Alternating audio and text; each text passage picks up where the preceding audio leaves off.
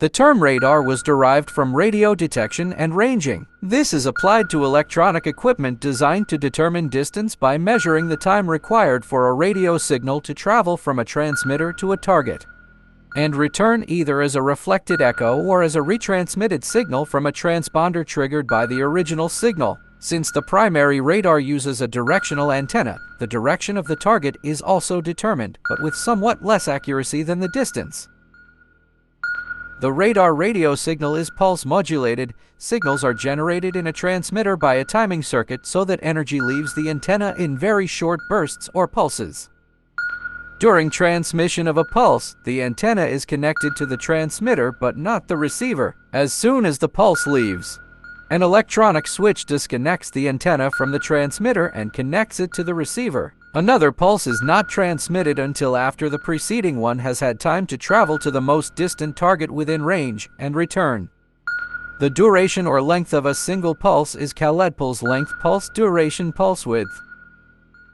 From the receiver, the return signal goes to the indicator. This consists of a cathode ray tube and appropriate circuits. The main non-military use of radar is in avoiding collision. Using radar, the navigator of a ship can see other vessels irrespective of light conditions. It is therefore safe for a craft to proceed though slowly even in thick fog, whereas without radar it would be necessary to heave to or anchor. Since the radar picture is imperfect, collision avoidance requires great skill in interpretation. In particular, it is not easy to see the direction in which other vessels are traveling, and the navigator has to make particularly bold alterations of course to make certain that other navigators do not misinterpret them.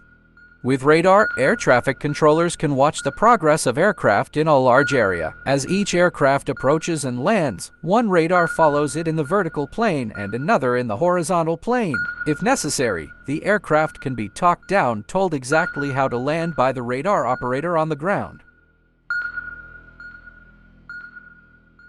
1. Height. If the target does not rise above the radar horizon, the radar beam cannot be reflected from one target. 2. Size. Targets having larger reflecting areas return stronger echoes than targets having smaller reflecting areas. 3. Aspect of a target. The orientation to the axis of the radar beam. The nearer the angle between the reflecting and the beam axis is 90 degrees. The greater is the strength of the echo returned to the antenna.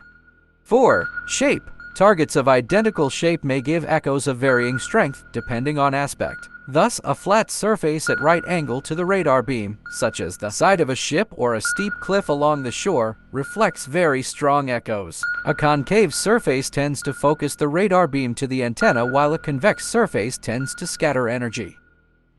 5. Texture. A smooth surface will give poor radar echo because most of the energy is reflected in another direction. 6. Composition. Metal and water are good reflectors. Ice is a fair reflector. Depending on aspect, wind and fiberglass boats are poor reflectors.